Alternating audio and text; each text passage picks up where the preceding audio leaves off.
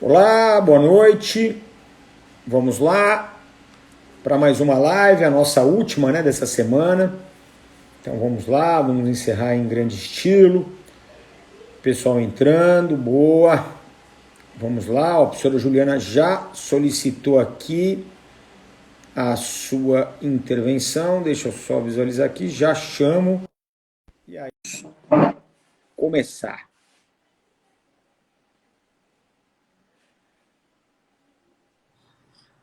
Oi, professor. Pronto. E aí, Juliana? Tudo bom? O senhor está me ouvindo? Eu estou vendo, tá perfeito Be- aqui para mim. Imagem, Perfeito. som. Aí também? Tudo certinho. Tudo certinho? Tudo certinho. Que bom, que bom. Bom, então deixa eu, aqui a nossa liturgia mínima, né, da live, eu vou fazer uma breve apresentação e aí a gente já começa o nosso bate-papo. Então, hoje nós vamos estar com a professora Juliana Justo Botelho. Ela é mestre em Direitos e Garantias Fundamentais pela FDV, Faculdade de Direito de Vitória.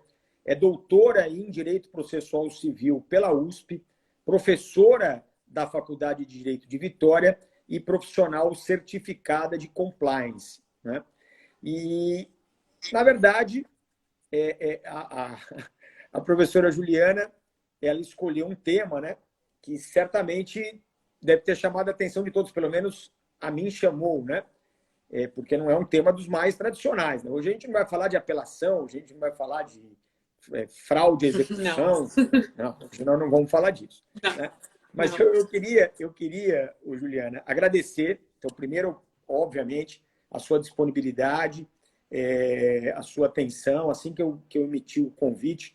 Aliás, a história do nosso contato ela é curiosa, né? Porque ela se deu por um aluno da professora Juliana, que é o Patrício, que é quem me dá uma mão aí na gravação das lives para que eu consiga subir no meu canal do YouTube. Então a gente criou uma relação de amizade virtual e aí ele me indicou. Ele falou: olha, eu tenho uma professora tal e ela trata desse tema. Eu falei: ué, nem sei do que você está falando. Deve ser legal isso aí, né? Aí eu mandei uma mensagem para a Juliana, ela, pô, não, vamos falar, vamos conversar disso sim e tal. E aí eu queria agradecer a sua disponibilidade e te dar as boas-vindas aqui ao nosso canal. Professor, obrigada pelo convite e pela oportunidade de estar falando sobre um tema tão novo e tão fora da área do processo e tentar fazer essa conexão entre o legal design e o processo. Né? O legal design ele tem ficado muito restrito, né? Muitas das discussões que eu tenho visto sobre redesenho de documento jurídico. Tem muita gente falando que isso é papelaria jurídica. Né, que é, vamos refazer a petição inicial de um jeito que chame mais atenção do juiz, vamos refazer a apelação de um jeito que comunique melhor, né, com o desembargador, vamos fazer uma, um, uma, um redesenho dos documentos jurídicos de uma forma geral para que a parte, para que o jurisdicionado tenha melhor entendimento do que é a doutrina processual, do que a gente faz no processo civil, né?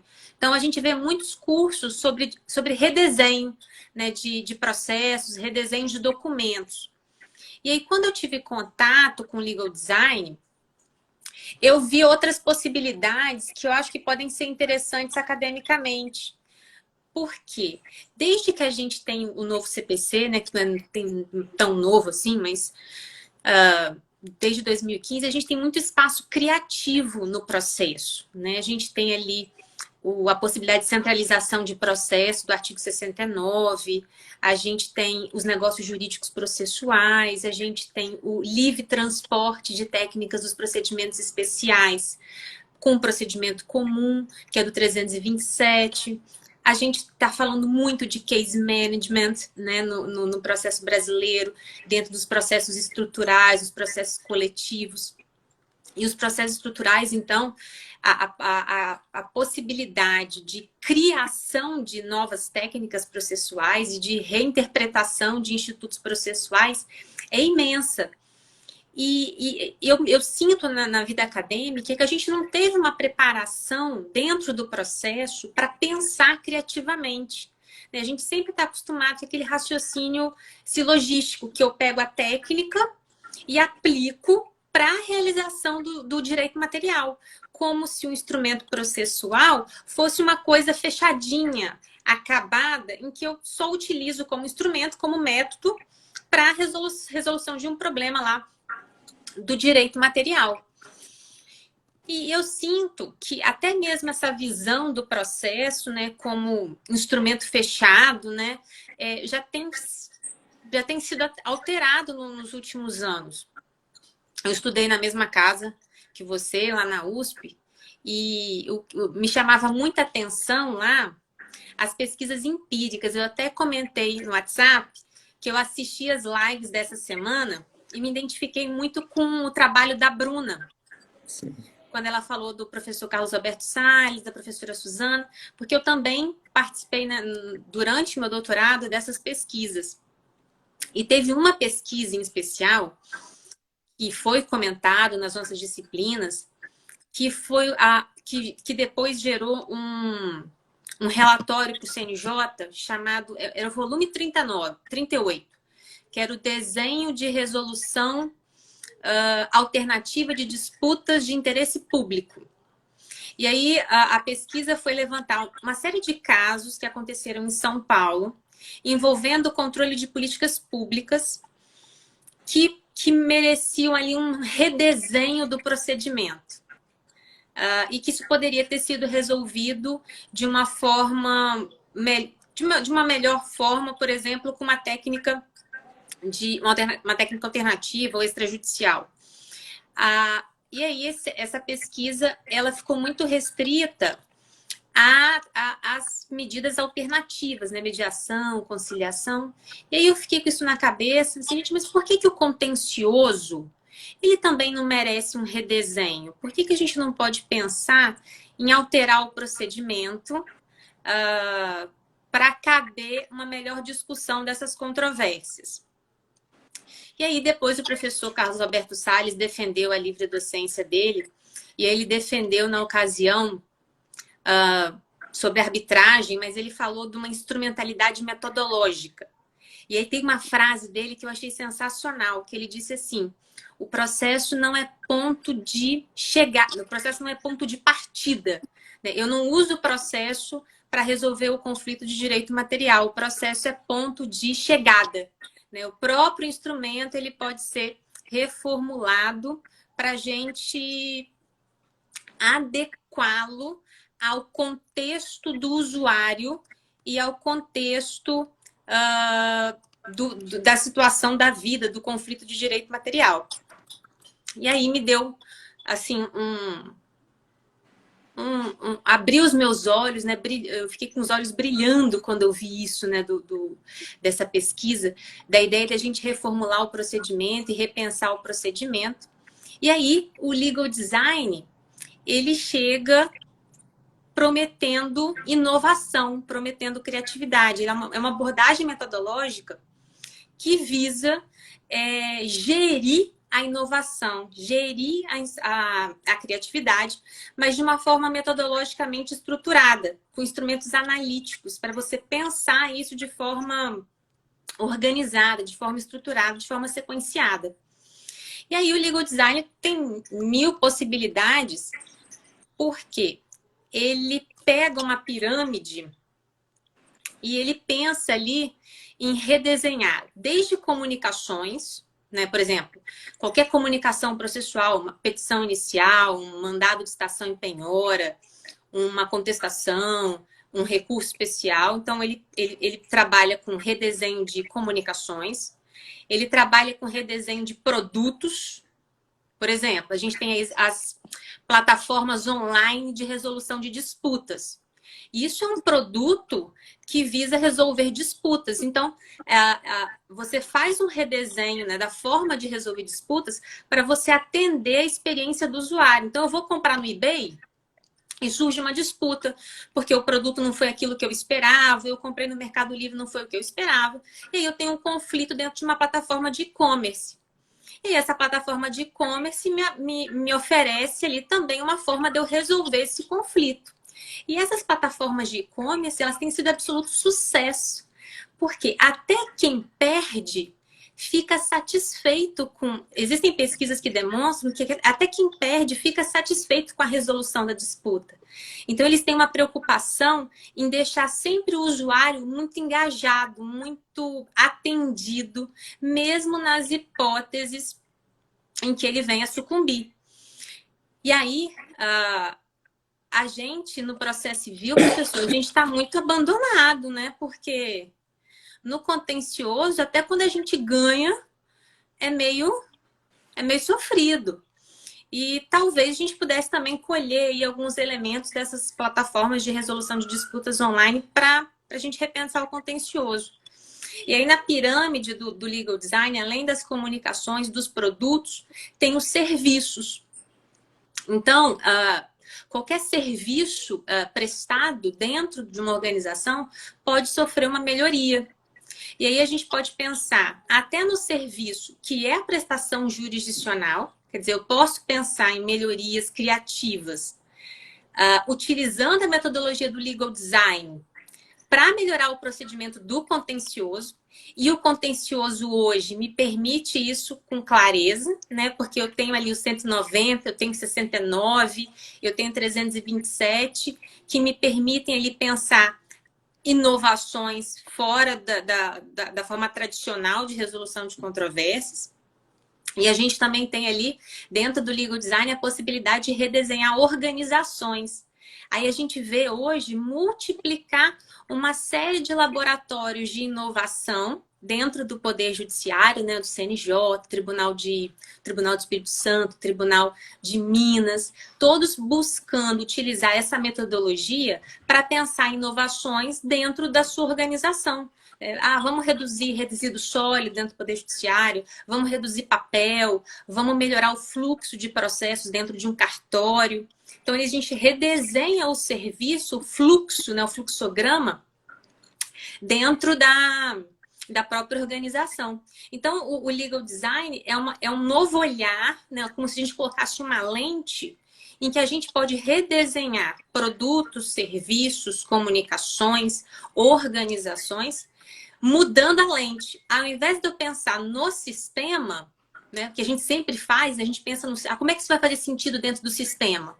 A gente começa a pensar como oferecer para o usuário, que é tanto jurisdicionado quanto colaborador, né, o profissional do direito, uma melhor experiência em termos de serviço de consumidor dentro daquele poder, dentro daquele processo, dentro daquele produto, dentro daquela comunicação. E isso casa perfeitamente com o processo, porque o design ele busca resolver um problema de uma forma que gere um artefato que atenda plenamente a experiência do usuário. Então, a gente pensa assim, né? Eu tenho uma lâmpada, né? Como é que eu vou fazer essa lâmpada que seja intuitiva, que seja navegável, que seja fácil para o usuário ligar e não dê problema? Como é que eu vou fazer um copo que seja um artefato ótimo para o usuário? E o design, ele pensa isso para tudo, né? Desde o Steve Jobs, eu adoro o Steve Jobs, ele fala que o design, que ele refez o design da Apple, de todos os produtos da Apple. Ele diz o seguinte, o design é para qualquer coisa. Qualquer coisa no mundo deve ser uma extensão natural do ser humano, para que ele tenha uma compreensão imediata e independentemente de instrução. E o legal design, ele vem trazer isso para o processo e para o direito como um todo, na medida em que tudo é um artefato. Tudo é um protótipo. Esse protótipo ele pode ser desenhado de forma boa para o usuário, de forma ótima, ou ele pode ser desenhado de forma péssima. E aí, a partir dessas reflexões, a gente pode também repensar alguns institutos, repensar algumas comunicações que a gente faz no processo para melhorar a experiência do usuário. Eu até dei uns exemplos agora no Instagram, que eu achei super bacana. Teve um juiz, Dr. Marco Bruno Miranda Clementino. Ele fez um mandado de citação e penhora com um infográfico e colocou um QR Code no mandado de citação e penhora para tranquilizar o réu do que significava aquele mandado de citação. e para dizer que ele teria que contratar um advogado, o prazo, a antecedência necessária. Porque, às vezes, o réu recebe o mandado de citação e fica, ou não toma as medidas devidas, adequadas, de forma célere, deixa para procurar o advogado em cima da hora, ou ele se assusta. Então, ele teve essa preocupação em trazer uma tranquilidade aí para o usuário. O Ministério Público do Rio de Janeiro fez uma ação civil pública por ato de improbidade administrativa, e para deixar mais claro o esquema de irregularidades, eles fizeram um infográfico mostrando passo a passo do esquema e como que as pessoas do esquema se conectavam com os achados e as provas dos autos. Então, ficou bastante visual. Então, foi uma comunicação processual, que é a petição inicial, uma forma de comunicação, em que eles conseguiram aí deixar muito claro, muito visual, muito ilustrativo o esquema de achados, de irregularidades nessa ação de improbidade. E isso é só comunicação. Eu acho, professor, que as comunicações, além delas facilitarem o entendimento do ato que está sendo praticado pelo usuário, no processo, isso teria uma pegada muito legal, muito interessante, porque imagina nós aqui, né? Se eu falasse com você, imagina a estabilização da tutela provisória de urgência. Eu posso estar imaginando uma sequência, um fluxo que vai me levar a essa estabilização. Você pode estar pensando um outro fluxo. Se nós formos fazer um negócio jurídico processual, né, e a gente quiser estabelecer, por exemplo, que é vedada, ou a gente sempre vai se valer da estabilização da tutela provisória de urgência. Se a gente fizer isso de forma desenhada, eu revelo meu universo mental, né, o que eu estou pensando, do que é a estabilização, e nós podemos entrar em acordo com muito mais facilidade se a gente tiver clareza do que ambos estão pensando. Porque eu posso estar pensando numa casa. O senhor pode estar pensando numa casa em Campos do Jordão, eu estou pensando numa casa de um quarto na favela da Rocinha, por exemplo. Então, o legal design, ao redesenhar documentos, além de dar uma autonomia, né, a quem recebe esse documento, dar uma compreensão a quem recebe o documento, facilita essa compreensão entre os acordantes, né, entre os negociantes. Mas é interessante, né? Eu estou pensando aqui, e aí já vai a minha confissão, né? Eu tenho uma sustentação oral para fazer agora, terça-feira, e é um processo super complexo, tem 1.500 laudas e tal. E aí eu estou fazendo a revisão e tal, e aí eu percebo em várias peças do meu escritório, durante os textos, a colagem dos documentos, flechas, highlights, um negócio assim que eu não tenho nenhuma condição de fazer. Nunca fiz, porque eu fui criado, né? A minha geração ela foi criada numa forma de comunicação muito escrita, né? Eu, inclusive, para você ter uma ideia, eu tenho birra com negrito. Eu sou nesse grau de doentia. Quando vem uma peça com muito negrito, eu falo, mas aqui é para chamar atenção. Aí eu falo, bom, então tira o resto, deixa só isso aí. Então eu sou mais velho do que eu deveria, eu até acho, né? Mas isso que eu queria tentar ver se você, com uma experiência muito maior que a minha nessa área, como é que a magistratura, principalmente a magistratura de tribunais, que é composta de pessoas muito mais velhas que eu, que na verdade tem essa minha percepção potencializada, elas encaram esses novos instrumentos. Principalmente nesse primeiro momento que a gente estava falando, é o tal do visual law, não é isso? Isso, que é uma parte do legal design. Que é uma parte do legal design. Que eu acho uma parte bem interessante. Eu estava conversando outro dia com o Dierle Nunes, lá da Federal de Minas, e ele comentava, inclusive, que ele estava adotando a ideia do visual law nas sustentações orais online, nessa época de pandemia. Então, enquanto ele fazia a sustentação, ele colocava uns gráficos, colocava algumas imagens para o desembargador falar, opa, e isso levaria o desembargador a prestar mais atenção do que apenas na linguagem verbal, de uma sustentação oral. E eu fico um pouco o pé atrás de saber se o nosso judiciário em grau tribunal ele está preparado para uma mudança dessa, se é bem recebido. Tem uma pesquisa empírica em andamento, é um grupo, acho que se chama Visuló, em que eles estão fazendo entrevistas com magistrados, com ministros, para saber como que essa prática está sendo recebida. Mas dentro das outras áreas, professor, dentro do design, as imagens, elas tendem a representar, elas tendem a trazer uma percepção visual sem qualquer diálogo. Então, por vezes, se eu mostrar uma imagem para você, talvez você tenha uma percepção imediata sem que eu tenha que te trazer nenhum argumento.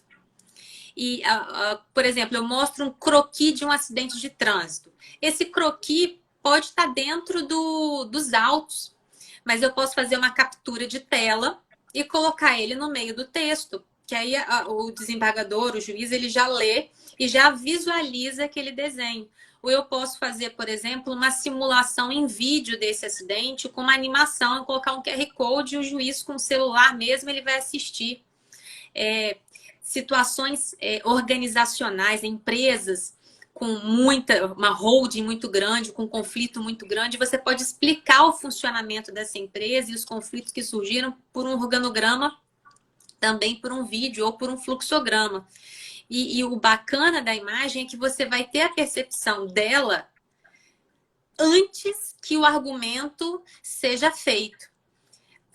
Antes que o argumento seja escrito, porque a imagem te impacta antes que você consiga entender qual é o argumento. Aí você tem que refletir sobre a imagem e entender aquele argumento. Tem uma área do estudo chamado psicologia da arte, em que eles estudam como que uma imagem ela impacta a percepção visual do usuário sem que o argumento tenha sido mencionado, sem que tenha sido dito. E eles perceberam que determinadas imagens, sem qualquer outra informação, geram imediata percepção a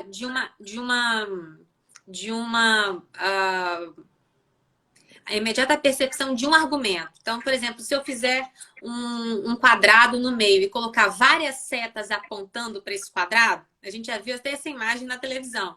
Essa imagem representa...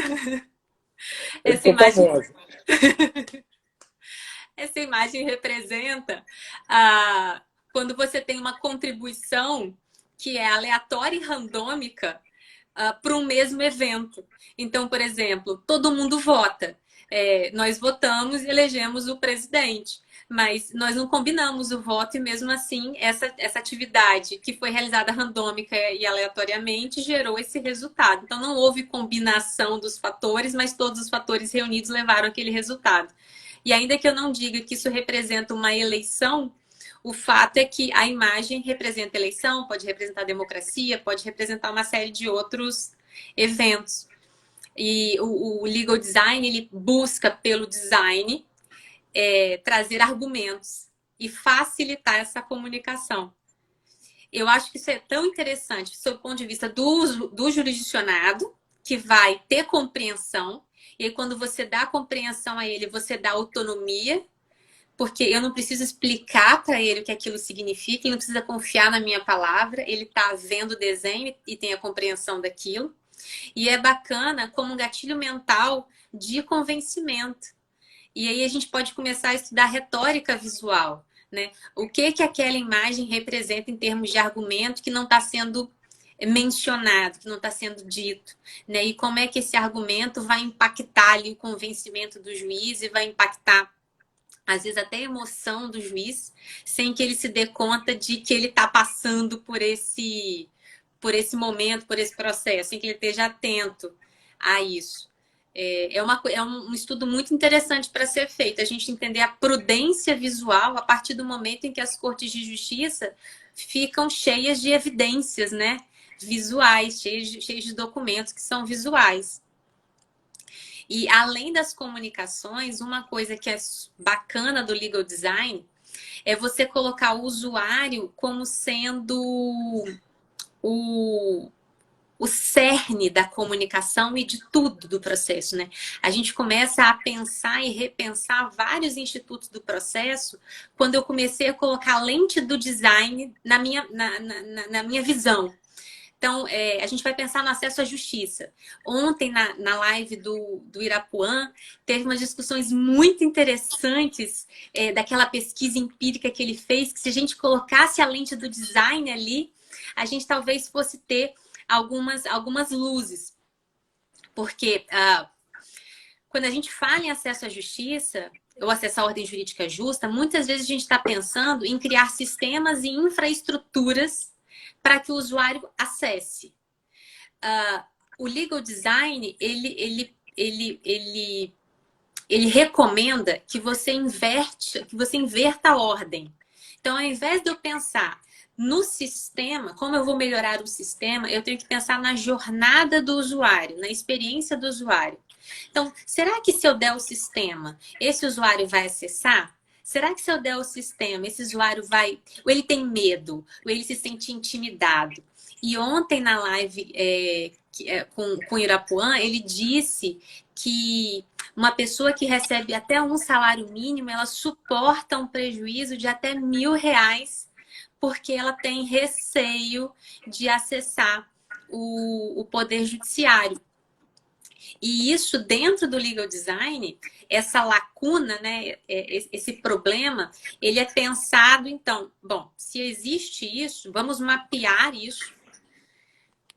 Isso aqui é uma lacuna do sistema. O sistema previu previu uma infraestrutura que não chega no usuário. Então, a gente tem que mapear isso aqui e resolver. Como é que a gente vai resolver essa dor desse usuário, esse desafio do usuário, essa necessidade do usuário para fazer com que ele também acesse? Então, a gente tem que refazer o sistema partindo dos passos que o usuário leva para acessar o sistema. Não adianta eu falar que eu vou dar acesso, que eu vou franquear acesso a ele, se eu não avaliar as reais condições dele de acessar o sistema e se ele realmente vai querer usar esse sistema, se ele acha esse sistema uma boa experiência. Porque ele pode achar assim, eu não quero acessar esse sistema porque eu tenho medo dele. E aí a gente tem que começar a pensar em como é que a gente vai resolver esse medo e apurar e avaliar esse medo. Por isso que eu achei muito bacana a live de ontem, a pesquisa de ontem, porque casou muito bem com design. Não, é interessante você ter colocado aqui essa questão, que quando eu fiz a leitura do acesso à ordem jurídica justa, as ideias do seu orientador, né, do Sr. Kazuo Watanabe, que ele cria aquelas 4 vigas mestras e tal, e a primeira delas é ampliar o acesso, onde ele detecta 2 pontos de estrangulamento, que seriam os direitos transindividuais, e o hipossuficiente.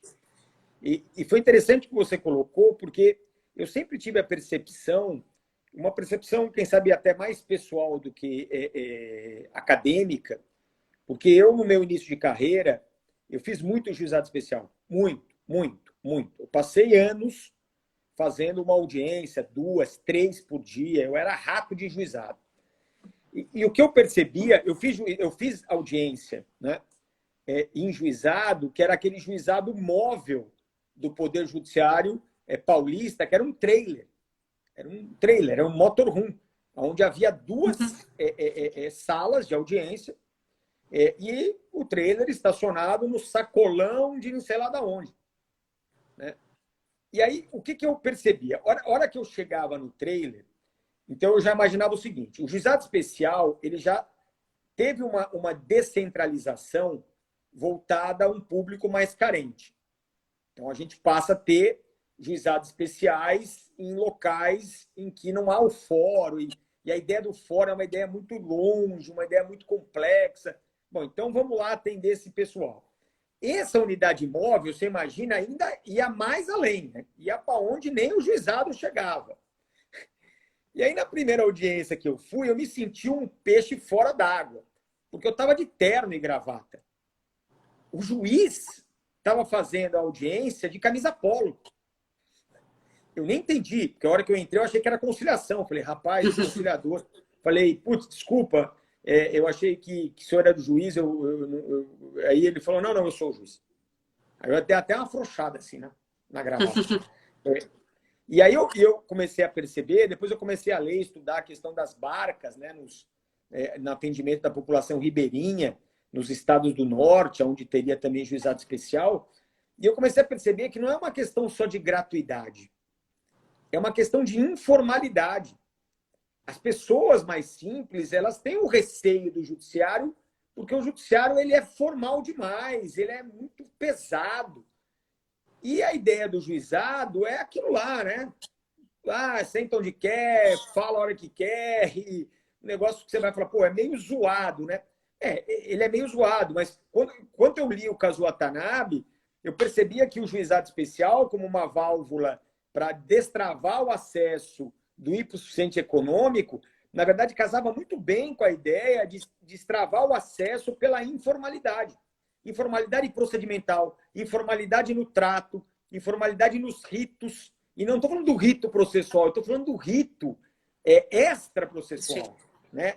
Aquela coisa pesada. Isso. Né? Pô, você chega num tribunal, os caras, os vampirinhos lá, os Drácula, até hoje usa aquela capinha preta para levar autos. Que sentido que tem aquela capa preta? A gente tem que fazer sustentação de beca. Mas qual o sentido? Toga, beca, para que isso? Aí você vai num negócio desse, o teu cliente vai ver uma sustentação oral sua, ele fala, rapaz, daqui a pouco chegam uns caras com umas tochas aí, né? Porque o cara fala, o que é isso? O que está acontecendo nesse lugar? Fala, meu, que bobagem, que desserviço. E aí eu acho que vai nessa ideia, né? Quer dizer, as E é pessoas interessante. têm medo. A mesma pesquisa, não a mesma realizada, né? Mas o Laboratório de Legal Design de Stanford, eles fizeram essa pesquisa qualitativa de satisfação do usuário com o sistema jurídico estadunidense. Eles fizeram essa pesquisa nas cortes da Califórnia e eles fizeram essa pesquisa em Massachusetts, porque uma foi de Stanford e a outra foi de Harvard. E as duas pesquisas chegaram à conclusão de que a tecnologia é mal utilizada, porque ela não gera acessibilidade, e que as pessoas não se sentem respeitadas nas cortes de justiça. Porque ainda que você possa acessar o Poder Judiciário, né, sem advogado, em alguns casos, você tem que preencher formulários lá que são complexos. E todas as cortes de justiça têm o que eles chamam de self-help. Né? É um balcão e uma página na internet. A Corte da Califórnia tem um canal no YouTube te ensinando até como é que você chega, né? Você vai pegar a rua tal, e aí você vai entrar, a porta do tribunal é aqui, você vai passar por esse corredor até você chegar na cabine do self-help. Ali você vai ter orientação do que você pode fazer, como é que funciona o processo.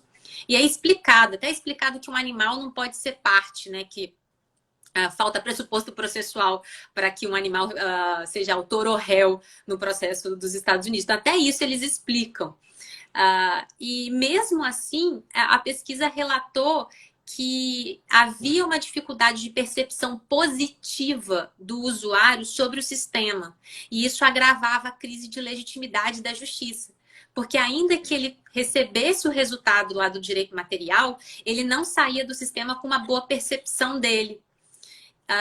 Então eles começaram a trabalhar com mecanismos de gerar autonomia, como se a pessoa pudesse fazer um voo de helicóptero sobre o procedimento para ter compreensão do que vai acontecer com ela e ter uma sensação, uma percepção de que ela é uma insider, que ela é uma partícipe no sentido real, de que ela tem algum controle sobre aquele procedimento. Isso me trouxe uma reflexão aqui para as nossas audiências públicas. Porque a gente dá o contraditório, a gente permite uma audiência pública, né, aqui no Brasil. Mas você trouxe um argumento na audiência pública. Primeira coisa, qual é o critério para você ser escolhido para falar numa audiência pública? Esse critério é transparente? As pessoas são escolhidas para fazer uma sustentação numa audiência pública. Isso é divulgado? Quem foram os escolhidos e quem não foram os escolhidos e por quê? Depois que é feita a audiência pública, essas pessoas têm os seus argumentos escritos e expostos publicamente para que as pessoas saibam, olha, eu argumentei isso, Isso gerou um documento dentro do Poder Judiciário. Quer dizer, poxa, que legal, eu falei e isso consta lá no banco de dados do Poder Judiciário que eu disse isso, e o ministro vai receber isso, e agora ele vai enfrentar o meu argumento. E depois o ministro efetivamente, enfrentei o argumento tal, tal, tal, tal, tal. E aí, quando a parte recebe uma decisão, uma sentença, ou qualquer pronunciamento que seja desfavorável a ela, se ela perceber ali com clareza que ela trouxe um argumento, que esse argumento foi refutado de forma clara, isso dá para ela a sensação de que, olha, eu realmente participei, eu realmente estava ali, e eu realmente... Então, dá a ela uma percepção de oitiva, né? Muitas vezes a gente dá um instrumento, tô te dando contraditório, mas a gente não quer saber como que isso soou para quem recebeu o contraditório, né? Como que isso fez a pessoa se sentir. Começar.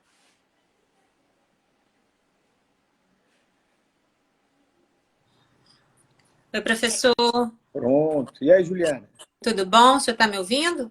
Eu estou ouvindo. Tá perfeito aqui para mim. Imagem, Perfeito. som. Aí também? Tudo certinho. Tudo certinho? Começar.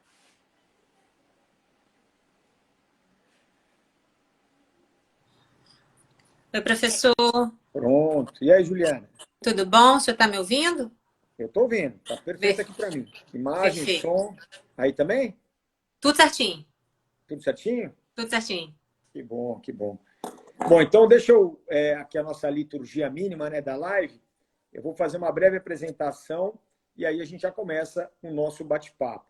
Então, hoje nós vamos estar com a professora Juliana Justo Botelho. Ela é mestre em Direitos e Garantias Fundamentais pela FDV, Faculdade de Direito de Vitória. É doutora em Direito Processual Civil pela USP, professora da Faculdade de Direito de Vitória e profissional certificada de compliance, né? E, na verdade, a professora Juliana, ela escolheu um tema, né, que certamente deve ter chamado a atenção de todos, pelo menos a mim chamou, né? Porque não é um tema dos mais tradicionais, né? Hoje a gente não vai falar de apelação, hoje a gente não vai falar de fraude à execução. Não, hoje nós não vamos falar disso. Né? Mas eu queria, Juliana, agradecer, então, primeiro, obviamente, a sua disponibilidade, a sua atenção, assim que eu emiti o convite. Aliás, a história do nosso contato ela é curiosa, né? Porque ela se deu por um aluno da professora Juliana, que é o Patrício, que é quem me dá uma mão aí na gravação das lives para que eu consiga subir no meu canal do YouTube. Então, a gente criou uma relação de amizade virtual e aí ele me indicou. Ele falou, olha, eu tenho uma professora tal, e ela trata desse tema. Eu falei, ué, nem sei do que você está falando. Deve ser legal isso aí, né? Aí eu mandei uma mensagem para a Juliana, lá, pô, não, vamos falar, vamos conversar disso sim e tal. E aí eu queria agradecer a sua disponibilidade e te dar as boas-vindas aqui ao nosso canal. Professor, obrigada pelo convite e pela oportunidade de estar falando sobre um tema tão novo e tão fora da área do processo e tentar fazer essa conexão entre o legal design e o processo. Né? O legal design ele tem ficado muito restrito, né? Muitas das discussões que eu tenho visto sobre redesenho de documento jurídico. Tem muita gente falando que isso é papelaria jurídica. Né, que vamos refazer a petição inicial de um jeito que chame mais atenção do juiz, vamos refazer a apelação de um jeito que comunique melhor, né, com o desembargador, vamos fazer um redesenho dos documentos jurídicos de uma forma geral para que a parte, para que o jurisdicionado tenha melhor entendimento do que é a doutrina processual, do que a gente faz no processo civil, né? Então, a gente vê muitos cursos sobre redesenho, né, de processos, redesenho de documentos. E aí, quando eu tive contato com o legal design, eu vi outras possibilidades que eu acho que podem ser interessantes academicamente. Por quê? Desde que a gente tem o novo CPC, né, que não é tão novo assim, mas desde 2015 a gente tem muito espaço criativo no processo. Né? A gente tem ali a possibilidade de centralização de processo do artigo 69, a gente tem os negócios jurídicos processuais, a gente tem o livre transporte de técnicas dos procedimentos especiais com o procedimento comum, que é do 327. A gente está falando muito de case management, né, no processo brasileiro, dentro dos processos estruturais, os processos coletivos. E os processos estruturais, então, a possibilidade de criação de novas técnicas processuais e de reinterpretação de institutos processuais é imensa. E eu sinto na vida acadêmica que a gente não teve uma preparação dentro do processo para pensar criativamente. A gente sempre está acostumado com aquele raciocínio silogístico, que eu pego a técnica e aplico para a realização do direito material, como se o instrumento processual fosse uma coisa fechadinha, acabada, em que eu só utilizo como instrumento, como método, para a resolução de um problema lá do direito material. E eu sinto que até mesmo essa visão do processo, né, como instrumento fechado, né, já tem sido alterado nos últimos anos. Eu estudei na mesma casa que você, lá na USP, e me chamava muita atenção lá as pesquisas empíricas. Eu até comentei no WhatsApp que eu assisti as lives dessa semana e me identifiquei muito com o trabalho da Bruna. Sim. Quando ela falou do professor Carlos Alberto Salles, da professora Suzana, porque eu também participei, né, durante meu doutorado dessas pesquisas. E teve uma pesquisa em especial que foi comentado nas nossas disciplinas, que foi que depois gerou um relatório para o CNJ chamado, era o volume 38, que era o desenho de resolução alternativa de disputas de interesse público. E aí a pesquisa foi levantar uma série de casos que aconteceram em São Paulo, envolvendo o controle de políticas públicas que mereciam ali um redesenho do procedimento. E que isso poderia ter sido resolvido de uma forma, de uma melhor forma, por exemplo, com uma técnica alternativa ou extrajudicial. E aí essa pesquisa ela ficou muito restrita às medidas alternativas, né? Mediação, conciliação. E aí eu fiquei com isso na cabeça, assim, gente, mas por que o contencioso ele também não merece um redesenho? Por que a gente não pode pensar em alterar o procedimento para caber uma melhor discussão dessas controvérsias? E aí depois o professor Carlos Alberto Salles defendeu a livre docência dele, e ele defendeu na ocasião sobre arbitragem, mas ele falou de uma instrumentalidade metodológica. E aí tem uma frase dele que eu achei sensacional, que ele disse assim: o processo não é ponto de chegada, o processo não é ponto de partida. Eu não uso o processo para resolver o conflito de direito material, o processo é ponto de chegada. O próprio instrumento ele pode ser reformulado para a gente adequá-lo ao contexto do usuário e ao contexto da situação da vida, do conflito de direito material. E aí me deu assim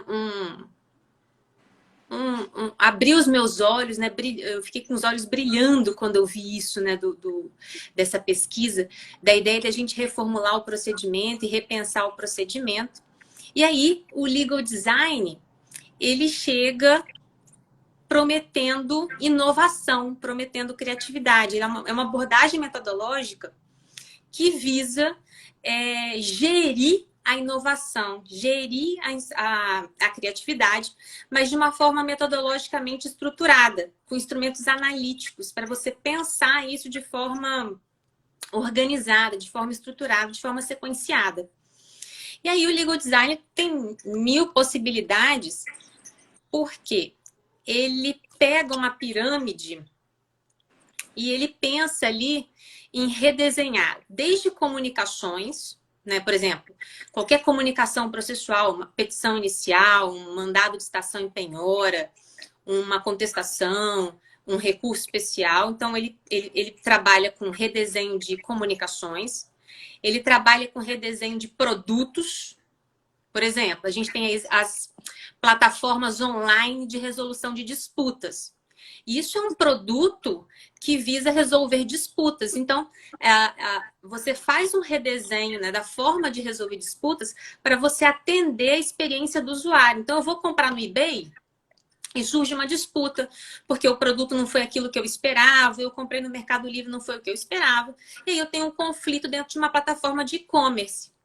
E essa plataforma de e-commerce me oferece ali também uma forma de eu resolver esse conflito. E essas plataformas de e-commerce, elas têm sido absoluto sucesso. Porque até quem perde fica satisfeito com... Existem pesquisas que demonstram que até quem perde fica satisfeito com a resolução da disputa.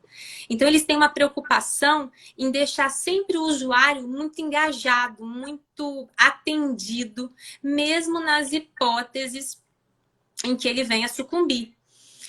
E aí, a gente, no processo civil, professor, a gente está muito abandonado, né? Porque no contencioso, até quando a gente ganha, é meio sofrido. E talvez a gente pudesse também colher aí alguns elementos dessas plataformas de resolução de disputas online para a gente repensar o contencioso. E aí, na pirâmide do legal design, além das comunicações, dos produtos, tem os serviços. Então, qualquer serviço prestado dentro de uma organização pode sofrer uma melhoria. E aí a gente pode pensar até no serviço, que é a prestação jurisdicional, quer dizer, eu posso pensar em melhorias criativas, utilizando a metodologia do legal design para melhorar o procedimento do contencioso. E o contencioso hoje me permite isso com clareza, né? Porque eu tenho ali o 190, eu tenho 69, eu tenho 327, que me permitem ali pensar inovações fora da forma tradicional de resolução de controvérsias. E a gente também tem ali, dentro do legal design, a possibilidade de redesenhar organizações. Aí a gente vê hoje multiplicar uma série de laboratórios de inovação dentro do Poder Judiciário, né, do CNJ, Tribunal do Espírito Santo, Tribunal de Minas, todos buscando utilizar essa metodologia para pensar inovações dentro da sua organização.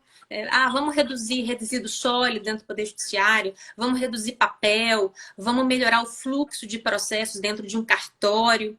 Então, a gente redesenha o serviço, o fluxo, né, o fluxograma, dentro da própria organização. Então, o legal design é um novo olhar, né, como se a gente colocasse uma lente em que a gente pode redesenhar produtos, serviços, comunicações, organizações, mudando a lente. Ao invés de eu pensar no sistema, né, que a gente sempre faz, a gente pensa no como é que isso vai fazer sentido dentro do sistema?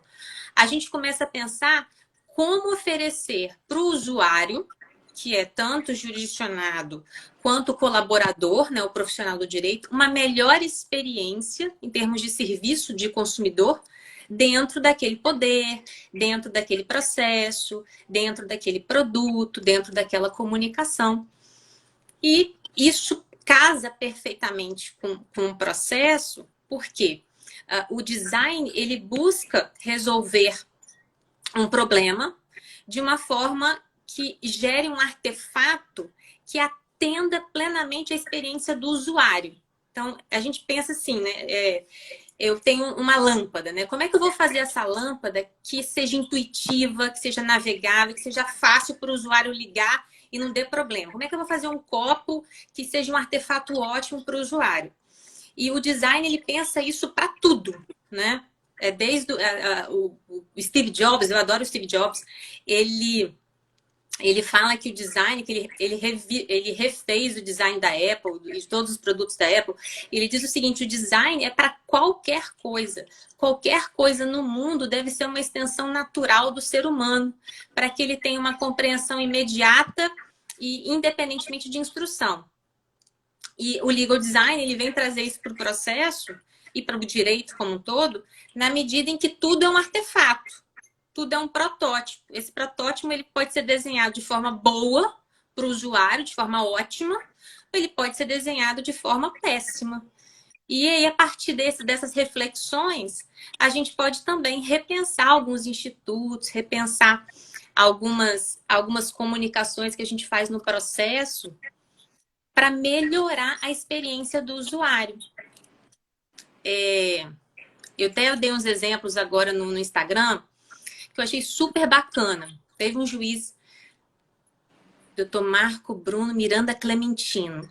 Ele fez um mandado de citação e penhora com um infográfico e colocou um QR Code no mandado de citação e penhora para tranquilizar o réu do que significava aquele mandado de citação e para dizer que ele teria que contratar um advogado, o prazo, a antecedência necessária.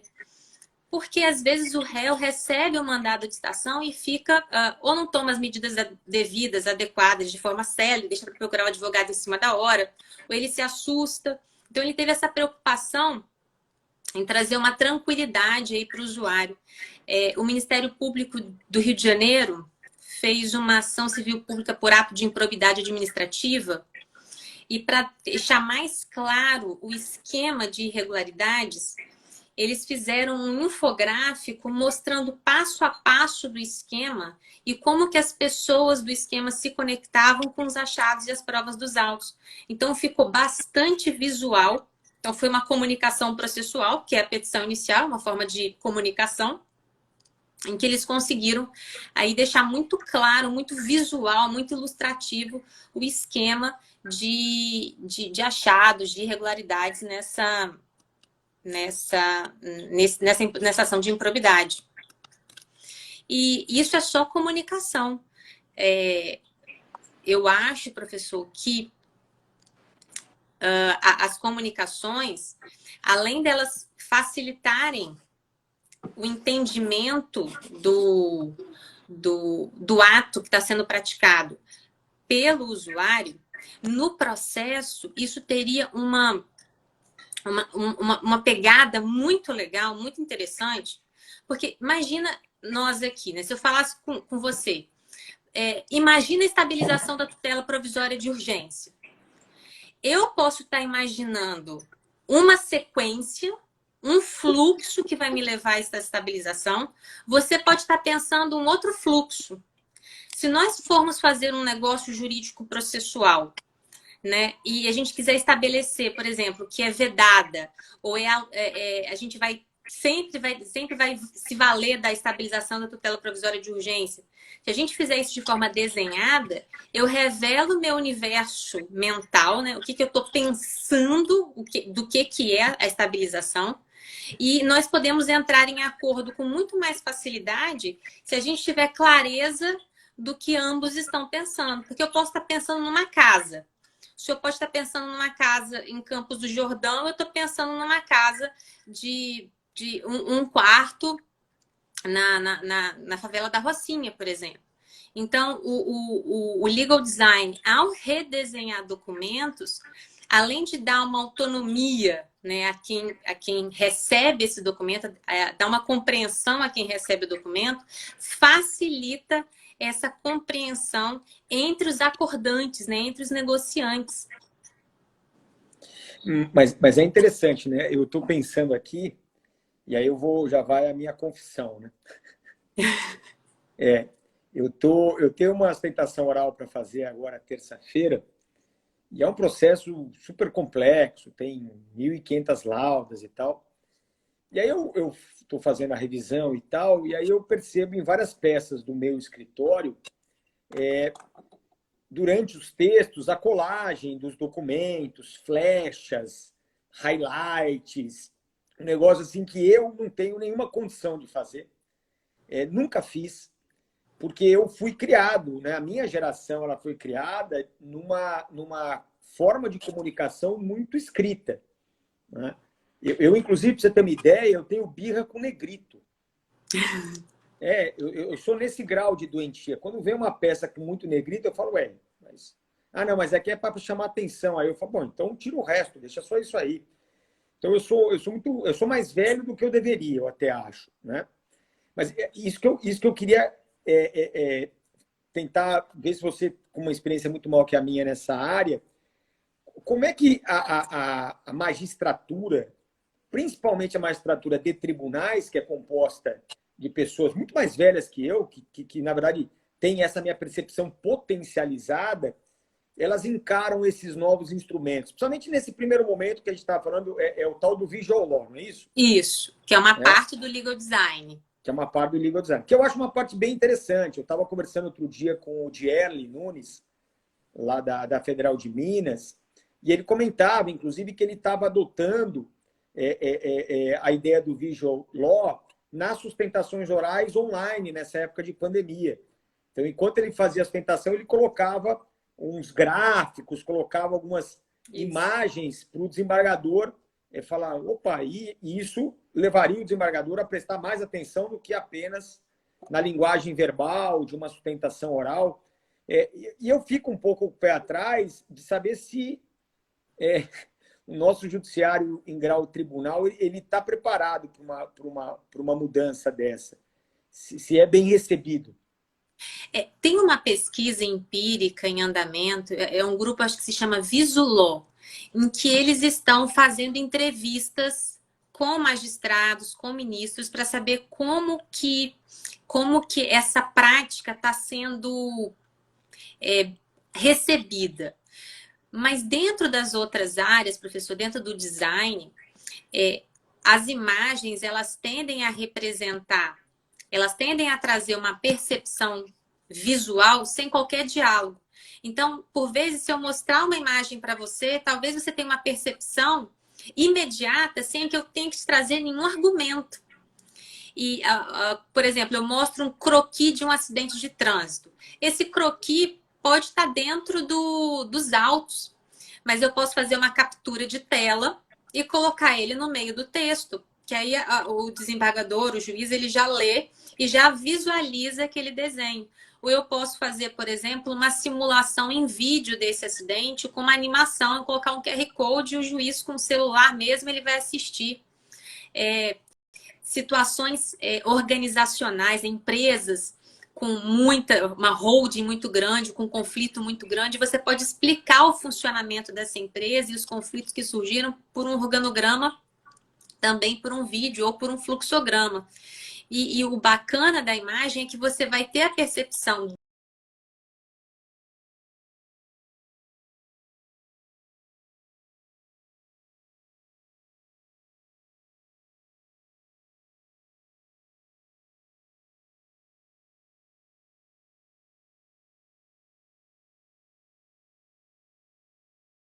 da arte, em que eles estudam como que uma imagem ela impacta a percepção visual do usuário sem que o argumento tenha sido mencionado, sem que tenha sido dito.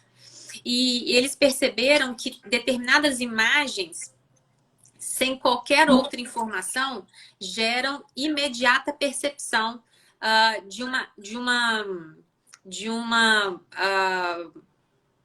a imediata percepção de um argumento. Então, por exemplo, se eu fizer um quadrado no meio e colocar várias setas apontando para esse quadrado, a gente já viu até essa imagem na televisão. Essa imagem representa...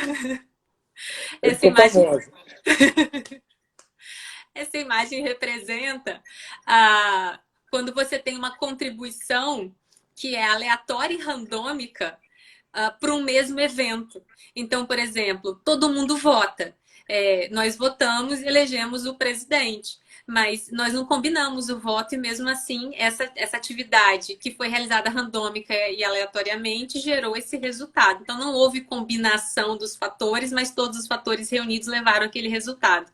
E ainda que eu não diga que isso representa uma eleição, o fato é que a imagem representa eleição, pode representar democracia, pode representar uma série de outros eventos. E o legal design, ele busca pelo design trazer argumentos e facilitar essa comunicação. Eu acho que isso é tão interessante, sob o ponto de vista do jurisdicionado, que vai ter compreensão, e aí quando você dá compreensão a ele, você dá autonomia porque eu não preciso explicar para ele o que aquilo significa, ele não precisa confiar na minha palavra, ele está vendo o desenho e tem a compreensão daquilo. E é bacana como um gatilho mental de convencimento. E aí a gente pode começar a estudar retórica visual, né? O que aquela imagem representa em termos de argumento que não está sendo mencionado, que não está sendo dito, né? E como é que esse argumento vai impactar ali o convencimento do juiz e vai impactar, às vezes, até a emoção do juiz, sem que ele se dê conta de que ele está passando por esse momento, por esse processo, sem que ele esteja atento a isso. É um estudo muito interessante para ser feito, a gente entender a prudência visual a partir do momento em que as cortes de justiça ficam cheias de evidências, né, visuais, cheias de documentos que são visuais. E além das comunicações, uma coisa que é bacana do legal design é você colocar o usuário como sendo o cerne da comunicação e de tudo do processo, né? A gente começa a pensar e repensar vários institutos do processo quando eu comecei a colocar a lente do design na minha visão. Então, a gente vai pensar no acesso à justiça. Ontem, na live do Irapuã, teve umas discussões muito interessantes daquela pesquisa empírica que ele fez, que se a gente colocasse a lente do design ali, a gente talvez fosse ter algumas luzes. Porque quando a gente fala em acesso à justiça, ou acesso à ordem jurídica justa, muitas vezes a gente está pensando em criar sistemas e infraestruturas para que o usuário acesse. O legal design, ele recomenda que você inverta a ordem. Então, ao invés de eu pensar no sistema, como eu vou melhorar o sistema, eu tenho que pensar na jornada do usuário, na experiência do usuário. Então, será que se eu der o sistema, esse usuário vai acessar? Será que se eu der o sistema, esse usuário vai... Ou ele tem medo, ou ele se sente intimidado?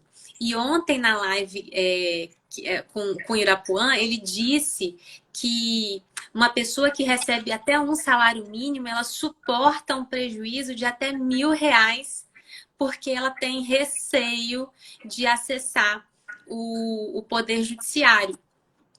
E isso, dentro do legal design, essa lacuna, né, esse problema, ele é pensado, então, bom, se existe isso, vamos mapear isso.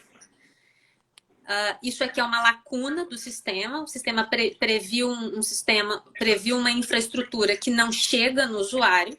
Então, a gente tem que mapear isso aqui e resolver. Como é que a gente vai resolver essa dor desse usuário? Esse desafio do usuário, essa necessidade do usuário para fazer com que ele também acesse. Então, a gente tem que refazer o sistema partindo dos passos que o usuário leva para acessar o sistema.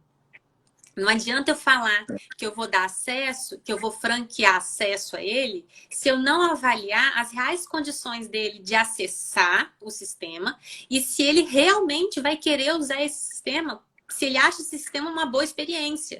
Porque ele pode achar assim, eu não quero acessar esse sistema porque eu tenho medo dele.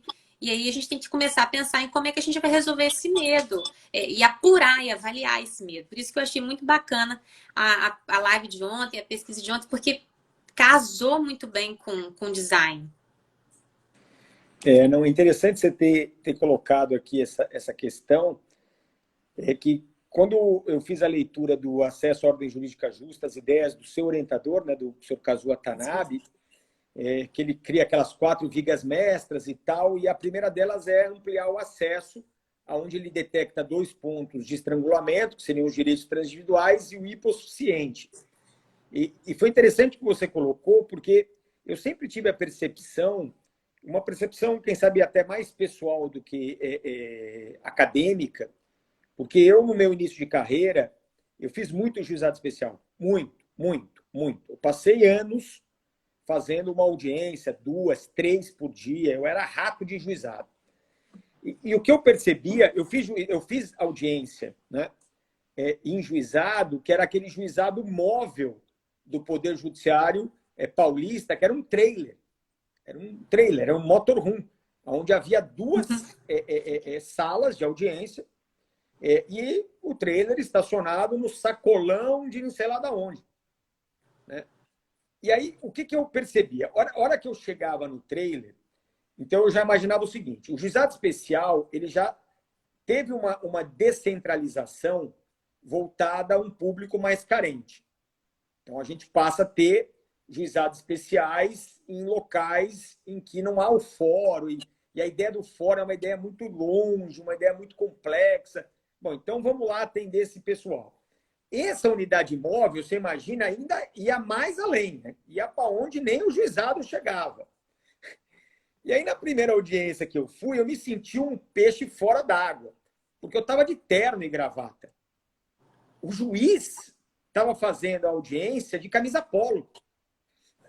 Eu nem entendi, porque a hora que eu entrei eu achei que era conciliação. Eu falei, rapaz, conciliador. Falei, putz, desculpa, eu achei que o senhor era do juiz. Aí ele falou, não, eu sou o juiz. Aí eu dei até uma afrouxada assim, né, na gravata.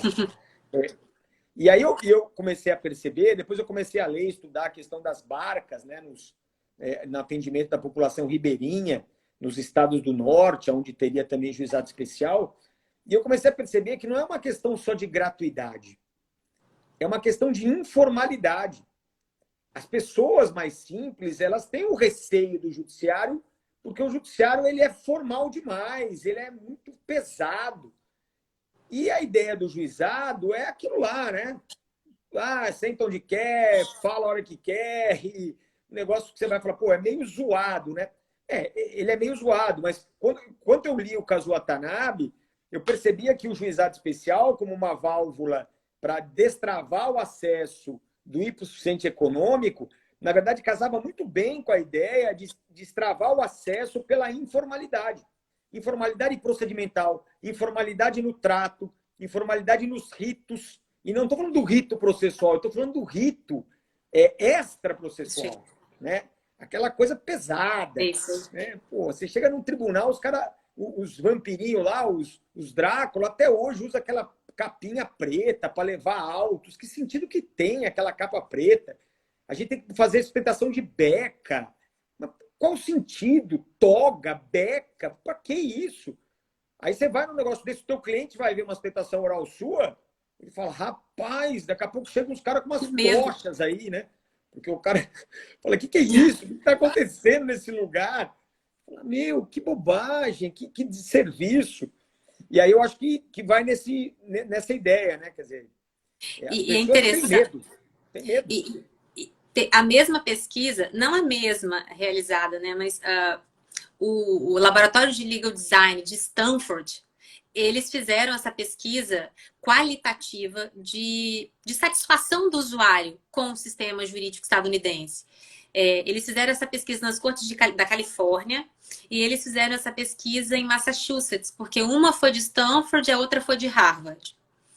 E as duas pesquisas chegaram à conclusão de que a tecnologia é mal utilizada, porque ela não gera acessibilidade, e que as pessoas não se sentem respeitadas nas cortes de justiça. Porque ainda que você possa acessar o Poder Judiciário, né, sem advogado, em alguns casos, você tem que preencher formulários lá que são complexos. E todas as cortes de justiça têm o que eles chamam de self-help. Né? É um balcão e uma página na internet. A Corte da Califórnia tem um canal no YouTube te ensinando até como é que você chega, né? Você vai pegar a rua tal, e aí você vai entrar, a porta do tribunal é aqui, você vai passar por esse corredor até você chegar na cabine do self-help. Ali você vai ter orientação do que você pode fazer, como é que funciona o processo. E é explicado, até explicado que um animal não pode ser parte, né? Que falta pressuposto processual para que um animal seja autor ou réu no processo dos Estados Unidos. Então, até isso eles explicam. E mesmo assim, a pesquisa relatou que havia uma dificuldade de percepção positiva do usuário sobre o sistema. E isso agravava a crise de legitimidade da justiça. Porque ainda que ele recebesse o resultado lá do direito material, ele não saía do sistema com uma boa percepção dele. Então, eles começaram a trabalhar com mecanismos de gerar autonomia, como se a pessoa pudesse fazer um voo de helicóptero sobre o procedimento, para ter compreensão do que vai acontecer com ela e ter uma sensação, uma percepção de que ela é uma insider, que ela é uma partícipe no sentido real, de que ela tem algum controle sobre aquele procedimento. Isso me trouxe uma reflexão aqui para as nossas audiências públicas. Porque a gente dá o contraditório, a gente permite uma audiência pública, né, aqui no Brasil. Mas você trouxe um argumento na audiência pública. Primeira coisa, qual é o critério para você ser escolhido para falar numa audiência pública? Esse critério é transparente?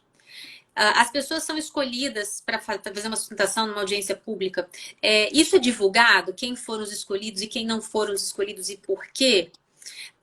Depois que é feita a audiência pública, essas pessoas têm os seus argumentos escritos e expostos publicamente para que as pessoas saibam, ali, eu argumentei isso, isso gerou um documento dentro do Poder Judiciário, quer dizer, poxa, que legal, eu falei e isso consta lá no banco de dados do Poder Judiciário que eu disse isso e o ministro vai receber isso e agora ele vai enfrentar o meu argumento.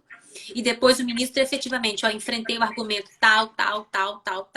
E aí, quando a parte recebe uma decisão, uma sentença, ou qualquer pronunciamento que seja desfavorável a ela, se ela perceber ali com clareza que ela trouxe um argumento, que esse argumento foi refutado de forma clara, isso dá para ela a sensação de que, olha, eu realmente participei, eu realmente estava ali, e eu realmente... Então, dá a ela uma percepção de oitiva, né? Muitas vezes a gente dá um instrumento, tô te dando contraditório, mas a gente não quer saber como que isso soou para quem recebeu o contraditório, né? Como que isso fez a pessoa se sentir, qual foi a percepção dela. E aí o sistema pode dar muito contraditório, Daniel. Pode dar muito cooperação se as pessoas não tiverem a percepção de que elas foram ouvidas, de que elas cooperaram, a crise de legitimidade, ela se agrava. Olha aí o nosso IRDR. A gente tem um instrumento que reduz complexidade do sistema, que tem capacidade aí de gerar uma uniformidade de resultados, de padronização de decisões, que reduz complexidade e gera um padrão decisório. Mas a demanda é repetitiva, mas a tese é inédita. Então, ela fica vendada, né? Sem percepção do que está acontecendo com ela, o que vai acontecer com a demanda dela durante quase todo o procedimento. E aí, será que o IRDR ele reduz complexidade, mas, ao mesmo tempo, gera a percepção no jurisdicionado de que ele é bom, ou ele gera a percepção para o jurisdicionado de que eu vou brigar, vou fazer o distinguish agora, porque eu não me senti representado por esse julgado. Então, talvez o sistema, e essa reflexão que o design traz para mim se você pensar só no sistema, você vai oferecer técnica.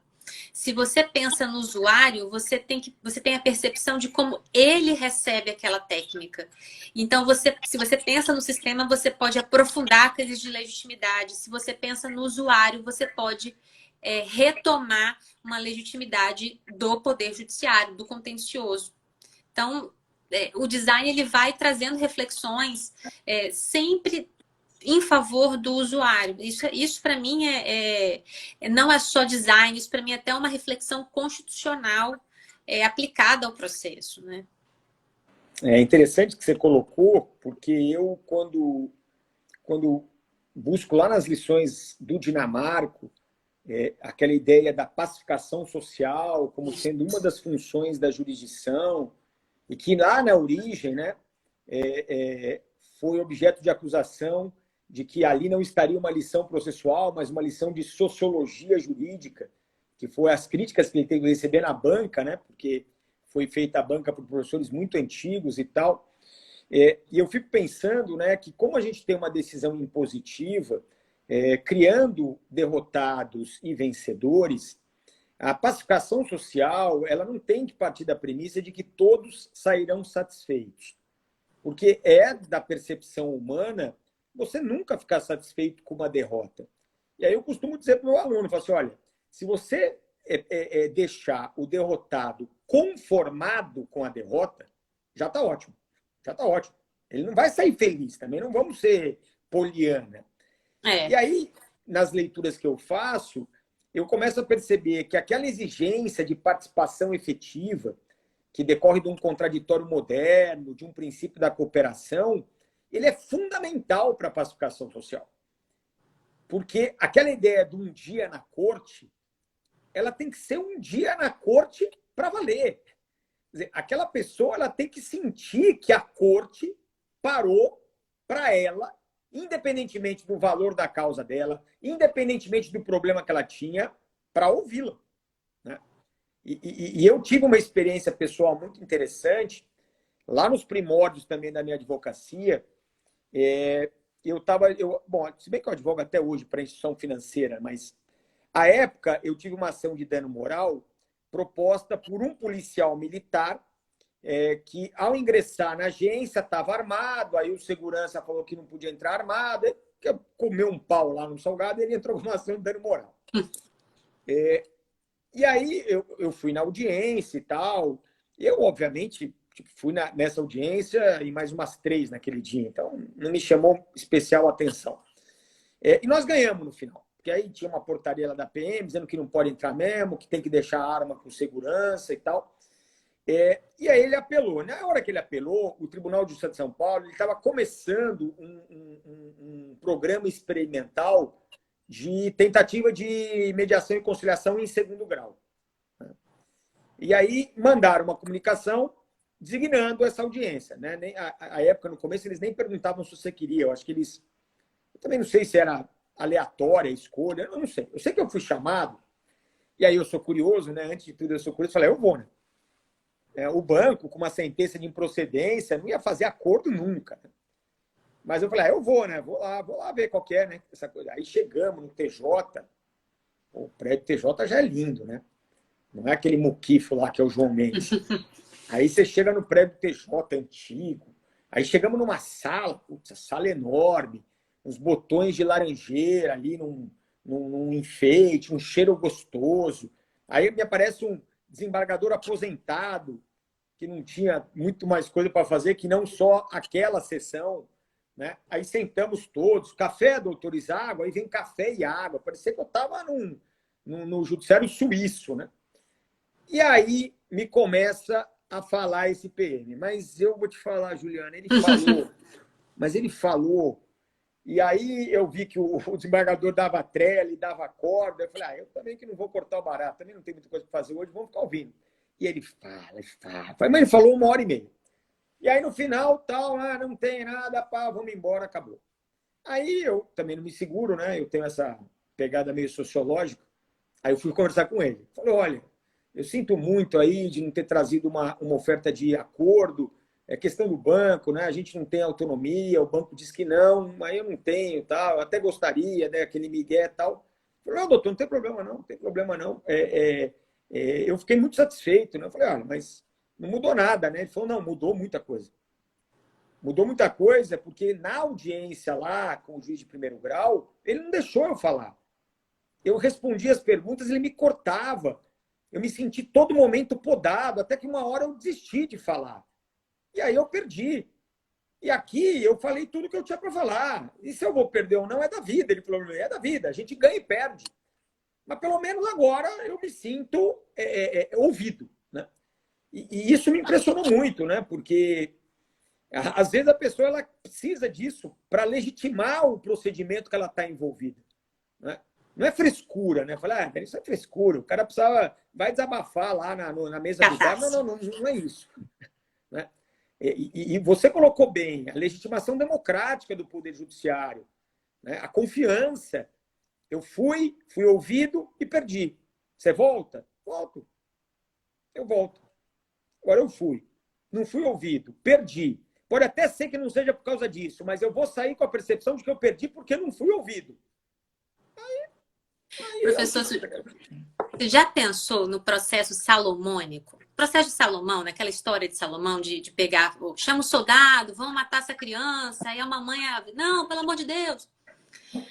Essa decisão, ela é conhecida na história como sendo uma decisão de grande sabedoria. Inclusive, Salomão pediu a Deus sabedoria e recebeu. Se a gente começa a analisar essa mesma história sob a perspectiva da usuária, que eram as mães, o que você acha que ela vai voltar para o bairro dela e falar assim, aquele juiz é louco? Ele pegou meu filho, ameaçou com uma espada, me fez renunciar à vida dele, e no final os humilhados foram exaltados e eu consegui a guarda. Eu nunca mais volto para ver esse juiz. Porque a experiência dela dentro do processo foi a pior possível. No final, Salomão saiu com uma ideia genial de entregar a guarda para observar o melhor interesse da criança, né? A mãe é aquela que ama, mas para o processo, né? O juiz é louco, chama de CNJ, vem cá, pelo amor de Deus, porque não dá.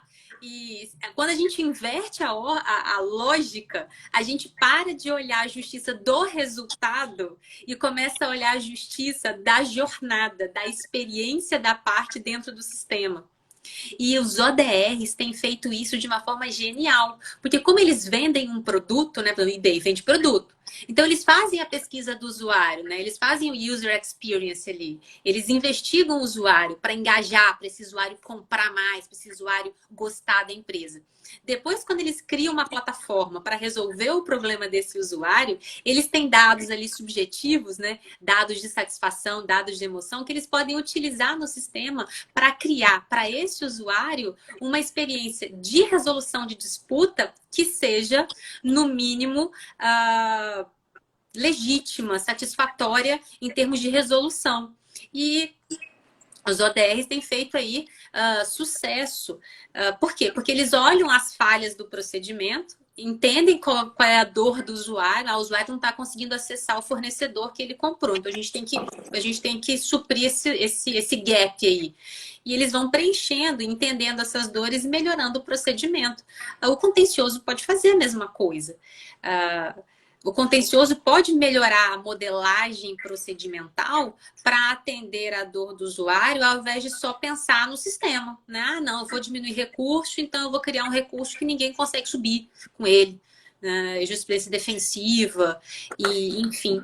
Eu acredito, mas aqui é intuitivamente, tá? Não tem pesquisa nenhuma, não. Que se o jurisdicionado ele confiasse no sistema. Ixi. Deu uma travadinha aqui. Será que fui eu? Não. Voltou? Voltou. Deu só uma... Se ele entendesse que tem fácil navegabilidade, o que precisa da justiça se sentiria confortável em ir para ela, então teria mais acesso. E aquele que gosta da chicana seria desmotivado a ir a ela, porque ele entenderia que o sistema é legítimo. Então, se a gente invertesse o olhar e pensar na jornada do usuário ao invés da jornada do sistema, talvez a gente não precisasse criar tanto instrumento defensivo dentro do processo. E perder poder, porque a gente está perdendo poder, né? Quando a gente a gente aprofunda uma crise de legitimidade, a gente perde a confiança do jurisdicionado na nossa ferramenta de trabalho, que é o processo. Isso não é, a longo prazo, isso não é positivo. E esse seu comentário, Juliana, essa sua consideração me levantou 2 pontos. O primeiro ponto é essa comparação das ODRs, das formas consensuais, com o contencioso. Porque eu fico pensando o seguinte, lá não é muito mais fácil fazer devido à flexibilidade natural do procedimento? Quer dizer, não existe um procedimento. Cada um cria o procedimento a cada solução que vai se dar aquele problema. Enquanto nós, malha ou malha, com algumas aberturas, nós temos lá um procedimento e aí a gente vai cair na discussão da flexibilização procedimental, se isso é adequado, se isso é seguro ou não. E, por outro lado, algo que também me chama atenção é o dinheiro. Porque essas empresas, elas estão montadas no dinheiro e estão gastando dinheiro para ganhar dinheiro. E o judiciário, ele gasta dinheiro para não ganhar nada, porque é um serviço público e está quebrado. Então eu fico pensando que muitas vezes aqui funciona melhor, aqui ele consegue, faz uma plataforma, consegue fazer pesquisa, consegue ver qual é essa ação, porque ele é uma empresa. É uma empresa como as empresas, que a gente compra qualquer serviço, qualquer produto, que tem uma preocupação, mas mais do que preocupação, tem uma capacidade econômica para atender essa preocupação. Será que o nosso judiciário ele consegue? Ou a gente está vivendo o velho problema? Não, Daniel, a gente tem dinheiro, a gente só gasta mal, né? Porque e a justiça não é gratuita, ela é paga. A gente flexibiliza demais a justiça gratuita, né? A justiça é paga. Talvez a gratuidade não devesse ser dada com tanta benevolência, mas ela é paga. E a gente consome a justiça, né? Nos dois sentidos. Até se você for beneficiário da assistência judiciária gratuita, não existe almoço grátis, né? Alguém está pagando essa conta. Mas o que me espanta, Daniel, é que nunca se fez uma pesquisa de satisfação do Poder Judiciário, né? Como é que eu vou saber como atender o usuário se eu não pergunto para ele, se eu não tenho empatia a ele? A gente mede os dados com elementos objetivos, né? Quantidade de processo, quantidade de acordos.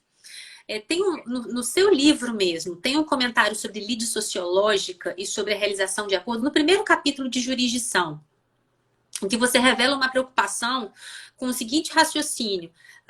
Tem 5.000 acordos. É melhor um mau acordo do que um processo. E aí a gente tem aí métricas do tipo, teve 5.000 acordos, teve 10.000 acordos, enxugamos 20.000 processos. Mas em que medida as pessoas fizeram esses acordos porque elas realmente cumpriram aquilo que está no livro de conciliação e mediação? Restabeleceram a comunicação, o conciliador fez com que elas tivessem empatia uma pela outra, e enfim, até que ponto a gente está fazendo o que está no livro, ou a gente está falando assim, você quer isso mesmo? Ou o processo é lento, o processo é demorado, o processo é caro, você pode cair com um juiz que, pelo amor de Deus, então talvez seja melhor você fazer o acordo. Então a gente oferece um instrumento, depois a gente fala, nossa, é muito ruim o nosso instrumento, é melhor você se resolver sozinho. Há uma romantização elevada demais. É como se você dissesse, olha, aqui nesse quarto tem um lobo, ele vai te matar.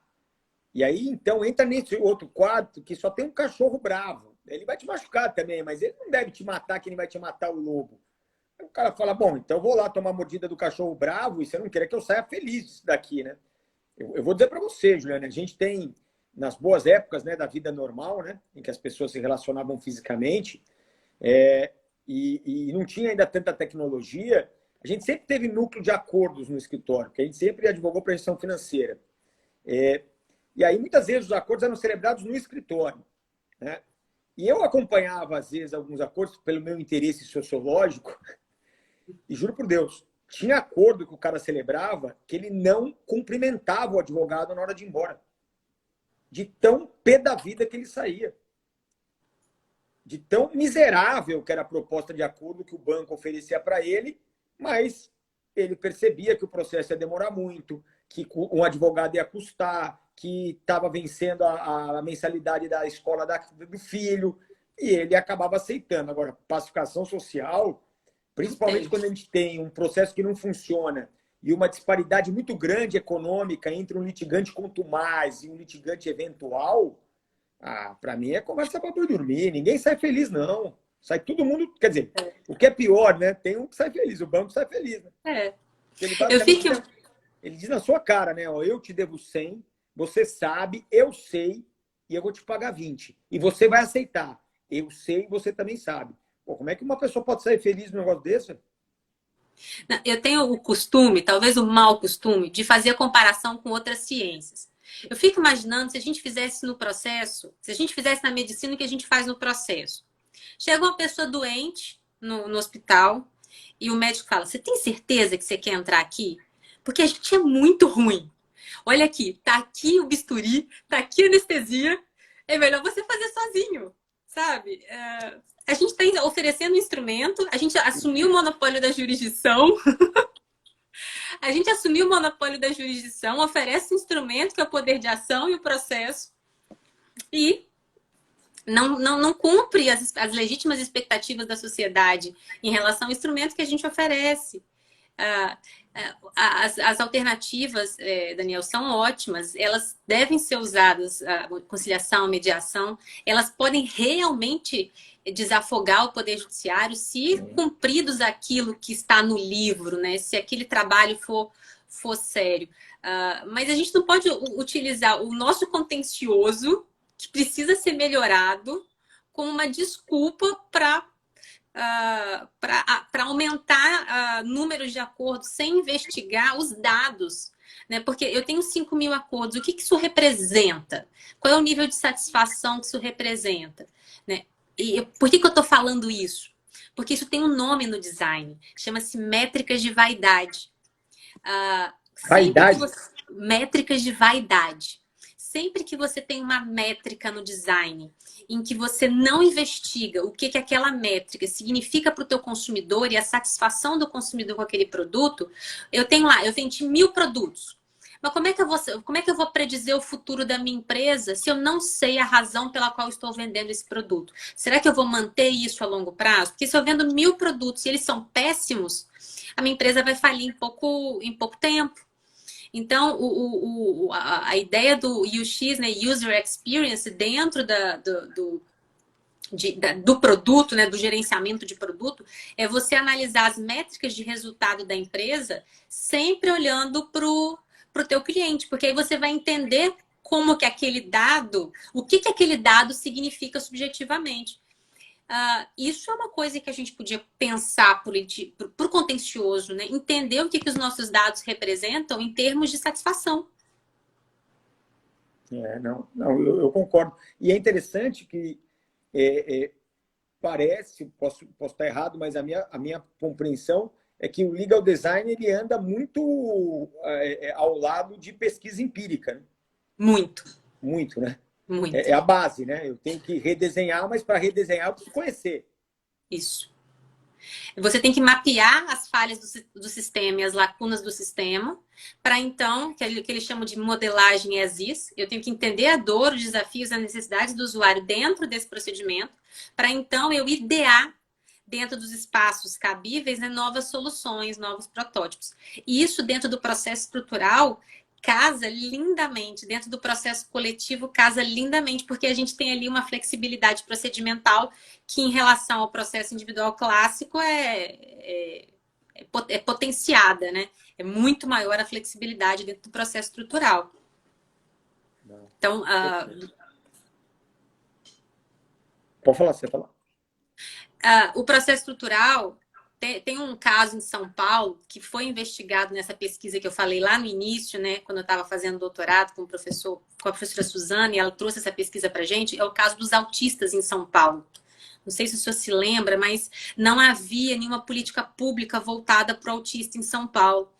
E aí o Ministério Público ajuizou uma demanda, o juiz deu uma sentença assim, garanto o integral direito ao atendimento adequado do autista. E aí foi uma confusão, porque todo mundo resolveu liquidar isso, e a questão é que não havia política pública, não existia política pública, não havia professores especializados, não havia nada. E a Secretaria Municipal de Saúde começou a se reestruturar para atender e começou a oferecer o serviço, mas posteriormente as liquidações continuaram